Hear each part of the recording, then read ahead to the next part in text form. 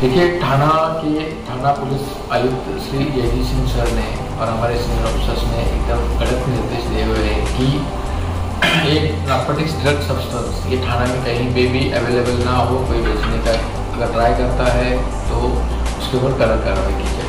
इसी के तहत हम लोगों ने इसके पहले भी कड़क कार्रवाई की है और ये जानकारी हमको मिली थी कि 29 तारीख को कासारोडोली नाके पे बाइक होटल के बाजू में एक नाइजीरियन व्यक्ति LSD एक ड्रग्स है और दूसरा कोकेन बेचने के लिए आ रहा है। तो हम लोगों ने वहाँ पे ट्रैप लगाया, उसको कब्जे में लिया। उसके बाद से हमको 32 ग्राम्स कोकेन और 15 डॉट्स LSD डॉट्स मिले हैं जो कि कमर्शियल क्वांटिटी में है। वो उसको हमने कोर्ट में पेश करने के बाद 5 तारीख तक उसकी पुलिस कस्टडी मिली है। साइमल्टेनियसली कल भी हमको एक इन्फॉर्मेशन मिली कि इंदिरा नगर नाके पे एक नाइजीरियन व्यक्ति कोकेन बेचने आ रहा है।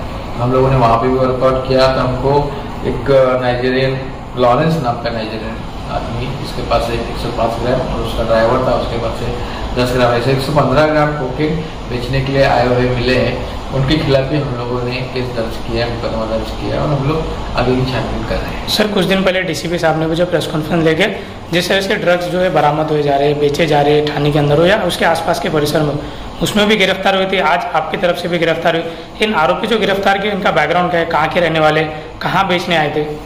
मैं अभी का अगर ट्रेंड देखा जाए तो यहाँ पे अफ्रीकन कंट्रीज के लोग कोकेन, LSD ऐसे जो ड्रग्स है उसमें ज़्यादा इन्वॉल्व है। और आजकल cocaine one of the most expensive drugs माना जाता है। वो बेचने के लिए थाना में आ रहे हैं। तो हम लोगों को इसमें अलर्ट है। हम लोग कड़क कार्रवाई करते हैं इसके खिलाफ और इसी के तहत कार्रवाई होगी। सर, बड़े पैमाने में इनके पास जो है कोकेन और LSD मिला है, क्या ये कहीं और जगह पे थाना में बेचते थे, इसका कुछ मालूमात हुई है? ऐसा है कि थाना में ड्रग्स अगर ये पेडलर मतलब ये डिस्ट्रीब्यूटर है, देने वाले लोग, ज्यादा क्वांटिटी में देने वाले लोग। इसका मतलब ऐसा है कि यहाँ पे कोई ना कोई इनसे माल लेके किसी को न किसी को बेचता है, रिटेल में बेचता है, छोटे तौर पर बेचता है। तो हम लोग और नेक्सस जो है उनका जो गैंग है, जो भी जिस तरह से काम चलता है उसको हम लोग ब्रेक डाउन करने का ट्राई कर रहे हैं। सर, जिस तरीके से लगातार आवाज़ उठ रही थी हुक्का पार्लर को लेकर, पब को लेकर, तो लोगों को क्या आह्वान होगी, यूथ को किस तरीके से संदेश देना चाहोगे?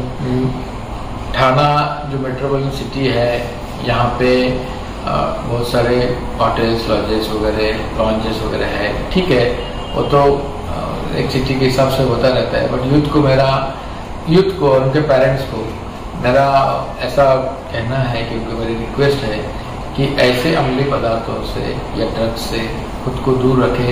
एंजॉयमेंट करने के और भी तरीके हैं, फैमिली के साथ में, फ्रेंड्स के साथ में आप एंजॉय कर सकते हो, बट ड्रग्स से दूरी रखें, इनके झांसे में ना आए।